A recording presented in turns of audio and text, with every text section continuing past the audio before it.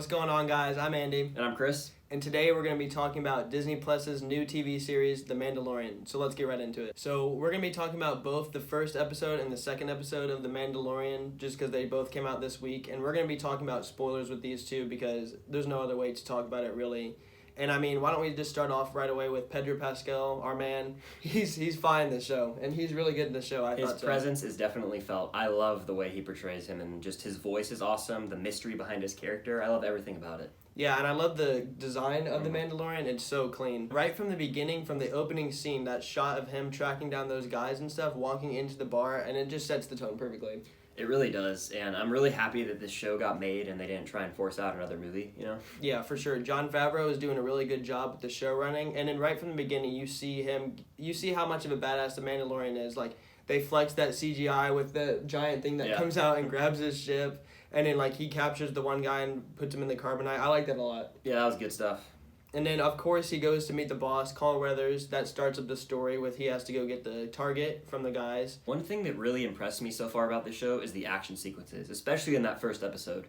There's a shootout with IG-11 and The Mandalorian that is epic. It feels like something that I should be watching on the big screen, and the way it's directed is perfect, and I'm excited to see where they go in the future with those. Yeah, I liked IG-11 a lot. That whole shootout scene was badass. I also like Nick Nolte as that one character, I've spoken. Yeah. He's a good introduction character. And that whole, like you said, that whole shootout scene leads to them getting in there and finding, Baby Yoda. Yeah. Which isn't really Baby Yoda, but we don't know what's going to happen with that. And I love that final scene when the Mandalorian shoots IG-11. Mm-hmm. If he's going to come back or not, we don't know yet. But that was a good final touch when they were reaching for each other, I thought. Yeah, that was really cool. And like you said, it's not Yoda, we don't think. It's probably a relative or just someone of his species, but it leaves a lot of mystery going forward in the show. So now we're going to talk about episode 2, The Child, which, built upon the first episode and was really solid in my opinion. Yeah, I thought so too. It was funny seeing Baby Yoda following him around the whole episode, and you realize at the end, he's, on a trap with him with Mandalorian.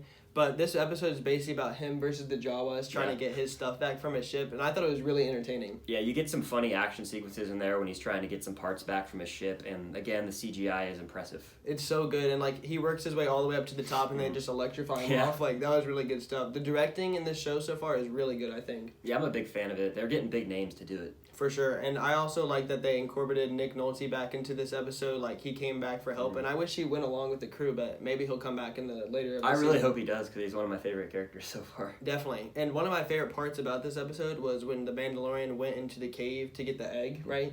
And then, of course, the biggest scene of the episode when Baby Yoda used the Force, I had chills. That was an awesome moment. It was, and again, felt like something out of a movie, and that's what really impresses me about this show. Yeah. Moments like that, I can't wait to see more of. And then they just kept going with it, and then, of course, the score in this is so good. Every time the score plays, that little Mandalorian theme, I just get chills. It's already iconic. It gets me pumped up. It's going to be, famous in Star Wars lore for years to come. For sure, and honestly, a pretty hot take, but actually not really. I think that this show, the first episode, is better than The Last Jedi, Solo, and Rogue One. Not better than Force Awakens. I'm not going to argue there. It really is, and I know by the end of this series, it's going to be a badass show. I'm just excited to see where it goes, what happens with this bounty, what happens with the crew that he makes, and, if characters like IG-11 and Nick Nolte's character come back. Yeah, I'm definitely excited for the future, and what I love about this show so far is it feels like original Star Wars, like those original 3 movies, which are my favorite.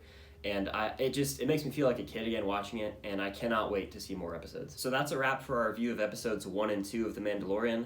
We'll be back at the end of the season, and we're going to do a full season review for you guys, so you guys can expect that.